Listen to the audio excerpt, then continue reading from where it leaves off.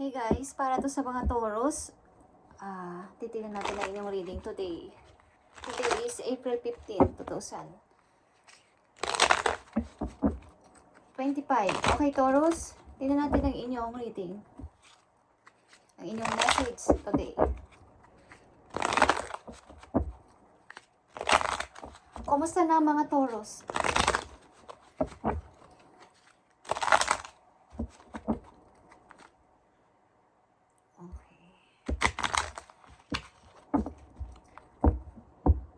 Gulong-gulo sa mga dumarating na offer ang mga Taurus. Okay, kumusta na kayo guys?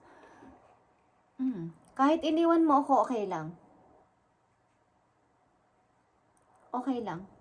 Kahit iniwan mo ako. Okay, Taurus? Kumusta na mga Taurus? Kahit iniwan mo ako, okay lang. Okay lang ako. Kaya kong bumangon. Ang maganda is, nalaman ko kung ano ka, ano yung damdamin mo sa akin, ano yung pinapakita mong totoo sa akin. At least alam ko na.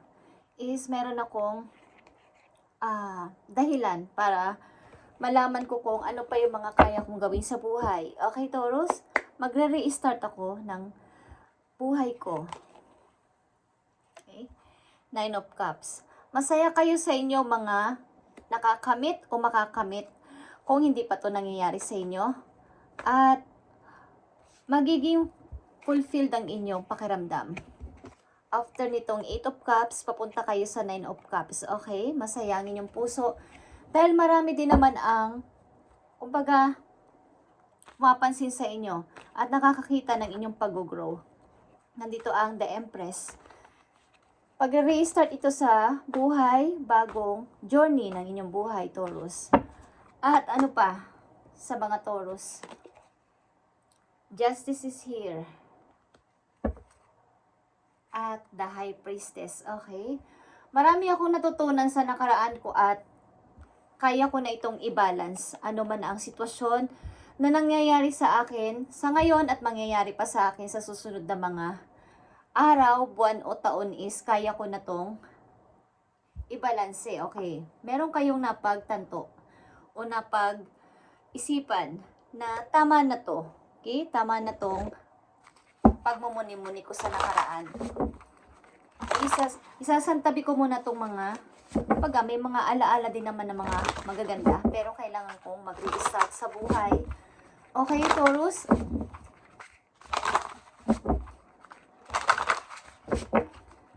Nandito ang Scorpio, Sagittarius, Libra, and Taurus na katulad ninyo. O ito ang inyong energy. Okay? Marunong na kayo makinig sa inyong nararamdaman. At lahat ng inyong plano ay parang nililihim nyo muna o isasantabi nyo muna ang mga naririnig nyo. Kumbaga makikinig na kayo sa inyong sarili mula sa araw na to. O mula sa inyong pagsisimula kasi is kailangan is bago na. Kung kahit may nagmamakaawa, nagpapaawa is hindi na kayo basta-basta mapapalin lang o malilin lang. Ang gagawin nyo ay naiisipan nyo na kawawa naman si ganito kasi may kawawa siyang mukha. Nagmamakaawa siya sa akin. Pero ang ginagawa nyo ay pagbabalanse. Ano man ang mangyari, hindi man fair ang maging desisyon ko, basta ako ay nasa gitna ninyo. Wala akong kinakampihan. Okay. At yung mga taong umalis sa inyo, maybe ay pinabayaan nyo na lang. At nag-i-start o mag-i-start kayo ng bago.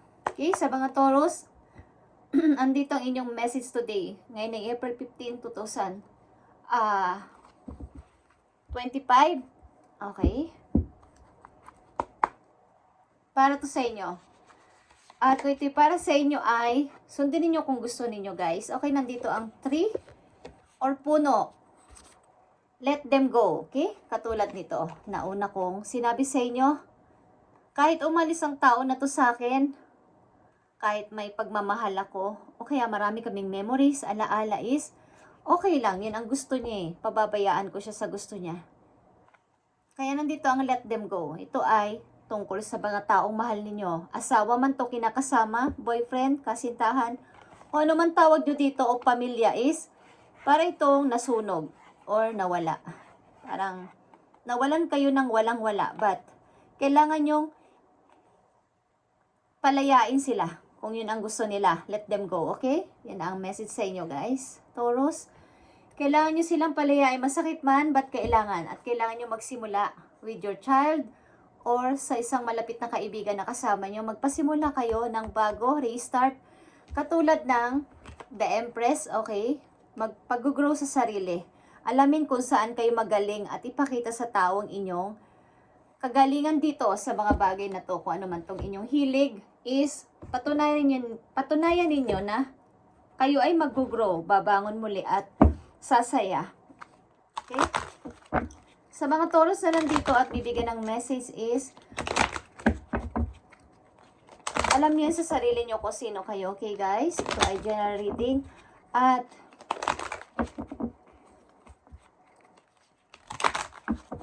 kung sino ang bibigyan ng message is para yun sa inyo, guys. Huwag niyo ipagpilitan kung hindi para sa inyo at hindi relate sa inyong sitwasyon. Okay, Taurus? Ito ay nakafocus tayo sa kasalukuyan papunta sa future, at kung hindi pa ito nangyayari, maging aware kayo sa inyong sitwasyon at magagamit nyo itong gabay sa inyong pang-araw-araw na ginagawa. Okay? Message sa iyo, Taurus? Nandito ang whale or communication. You are encouraged to communicate clearly from your heart, bridge any gaps that are keeping you from connecting deeper with your loved ones.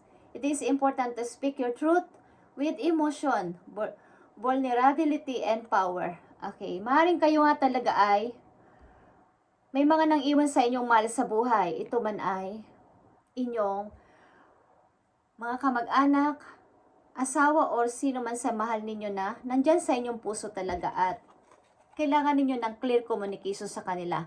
At huwag matakot na sabihin ang inyong nararamdaman with emotion. Kailangan sabihin ninyo ang inyong nararamdaman sa kanila kung ano man yon, para tuloy-tuloy yung kaligayahan na inyong mararamdaman once na matagpuan nyo ang bagong iibigin pa at susunod yung iibigin pa. Okay? Kailangan dito ng clear communication. Ito ang payo sa inyo. At control ang inyong temper. Kung sakali man na mayroong mga hindi magsasalita ng maganda about sa inyo, Taurus, is kontrolin yung magalit. Okay? Kailangan ang pagsasalita nyo ay galing sa inyong puso mismo. Okay? At nagpapakita dito ang wisdom. At katulad ito ng The High Priestess. Okay? Perfections.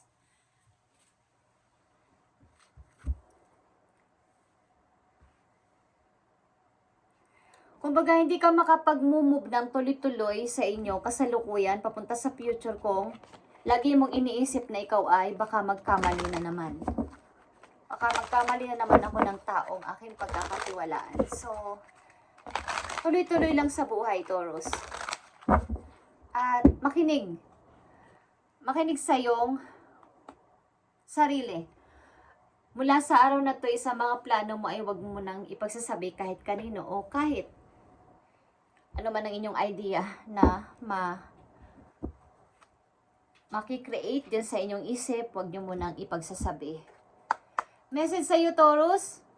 Tingnan natin ang message for you. Andito ang parenthood. Okay? Isa kayo maybe magulang o nagkaroon kayo ng pamilya. Careers like caregiver, teacher, or pediatrician. Focus on helping children. Maring kayo ay nag-aalaga ng bata. Maring ilan sa inyo ay caregivers or mga teachers, or mahilig kayo sa bata. Katulad ng The Empress. Okay, kayo ay mahal nyo ang mga bata, ang kalikasan. Okay, at mahal na mahal din nila kayo. Parang ina-idol kayo ng mga tao na to sa pagiging isa ninyong mahinahon na tao at mapagbigay sa iba. Okay, guys. Kumbaga, kahit kayo ay nandyan yung pwede kayo mag-decide. Ang ilan sa inyo ay nandito kayo sa gitna, like I said, na kayo ay walang kinakampihan. Okay? Pinapakinggan nyo ang bawat panig pero wala kayong kinakampihan. Isa kayong butihing mother. Okay, mga Taurus na nandito. At isa din kayong caregiver, maybe teachers or pediatrician. Okay, yung mga nag-aalaga ng bata. Mahilig kayo sa bata, sa madaling salita. Healing your inner child can unlock that path to financial abundance. At pinapayo din sa inyo dito ng inyong inner child. Panatilihin yung kayo ay nasa positive, nakaisipan. Maging parang bata, paminsan-minsan, wag masyadong maboring sa buhay, bagamat nakakaranas kayo ng mahihirap na sitwasyon. Ito yung pagsisimula ng magandang pagpasok ng inyong financial. Okay? Kumbaga, kung ninonurture mo ang sarili mo, ito yung magiging way para sa iyong goals.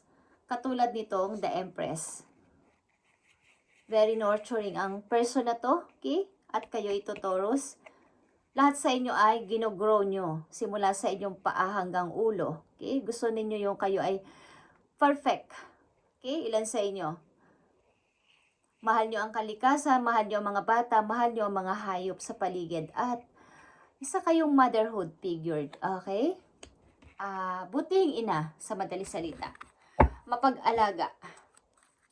Bagamat ang inyong mga plano, maminsan-minsan ay mabagal, but kayo kasi yung taong gusto ninyo ay perfect. Pulido. Mabagal man ako pero pulido. Pulido akong plano at dire-diretso ko. Hindi ako lumilingon kung saan-saan at kung ano lang yung target ko, yun lang ako. Focus lang kayo sa isang target, sa isa nyong goal, sa isa ninyong pangarap. Yun lang. Yun na ang mga Taurus na nandito sa reading. Okay. Mahilig maybe ang ilan sa inyong mag-decorate sa inyong bahay. At sa mga flowers, mahilig kayo. Ilang mga Taurus na nandito. Okay, Taurus, message pa for you. Kayo maybe ay may bagong silang na sanggol. Alam, guys. O nagtatrabaho kayo sa hospital. Okay, na may kinalaman ang mga baby, ang mga bata. Okay, mga teachers. Okay, message for you. Andito ang great adventure para sa'yo. Take a risk, venture forward. Yun nga yung sinasabi dito sa yung message is, kumbaga, katulad ng pag-nurture nyo sa inyong sarili, pag-level up at pag-grow pa ay, tuloy-tuloy kayo sa pag-forward. Hindi kayo, kumbaga, may chance. Kailangan ko tong itry. Kahit na hindi nyo sigurado yung kung kayo magtatagumpay doon. But, ang inyong goal ay, yun. So, nandun kayo nakafocus, dire-diretso. Pag may nagsalita ng, dito ka, Taurus, umiba ka na muna ng ang gagawin mo, but kayo'y talagang doon, naka-focus sa isang direction. Pag talagang meron kayong gusto, yun ang inyong binibigyan ng halaga. Okay? Sa mga Taurus na nandito sa reading. Message pa for you. Last message for you, Taurus. Message galing sa inyong guardian angels. Ipakita nyo sa iba na kayo ay still young pa rin. Ang inyong heart ay young pa din. Kahit na ang ilan sa inyo ay nasa middle age na. Okay? Ipakita nyo kayo ay ang edad ay edad lang. Pero ang inyong mukha ay bata pa. Okay? Number lang yan, guys. Number lang. Pero kayo ay mukha pang bata. Okay? Message sa mga Taurus na nandito sa reading. You. Message para sa inyo. Mahalagang message para sa iyo, Taurus. Okay. Andito ang fair decision, katulad ng justice na sinasabi ko kanina.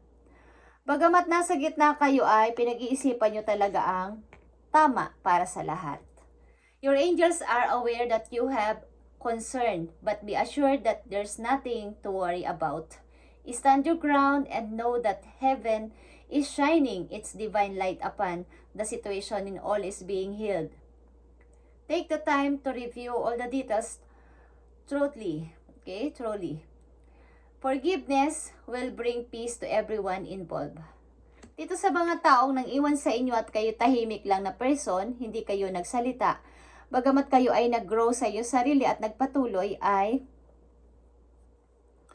Kumbaga, magkaroon kayo ng clear communication sa kanila with emotion at sabihin ang katotohanan ang gusto ninyong sabihin para ang inyong pagpo-forward na ito, pag-move on ng tuloy-tuloy ay magkaroon ng peace or magkaroon kayo ng peace of mind sa inyong patutunguhan para sa inyong future, okay? Sa pagbabagong buhay ng ilang mga Taurus na nandito. Magtuloy-tuloy na mag-healing ang inyong puso. Ano man itong nangyari sa inyo sa past, sino man ang mga nanakit sa inyo at nagpaiyak at nanakit na inyong puso ay magkaroon na ng closure. Okay, Taurus? Ito ang inyong message today, April 15, 2025. At kung pato sa inyo at hinihiling ko talaga lagi sa akin message bago ako mag-message at bago ko gawin to is nagme-meditate tayo sa gabi at nagdadasal, nangihingi ng messages at piling-pili lang ang mga bibigyan ng message dito, yung mga nakatakdang bigyan ng message. Okay guys? Thank you and God bless sa inyo lahat guys. At maswerte kayo at mapalad kayo kung isa kayo sa mga napipili ni God na bigyan ng message. Okay? Mag-thank you po tayo kay God. At salamat sa inyong pagdalaw at pagbisita o pagdalaw dito sa channel. At kay Lord ang papuri. Okay guys, thank you and God bless Taurus.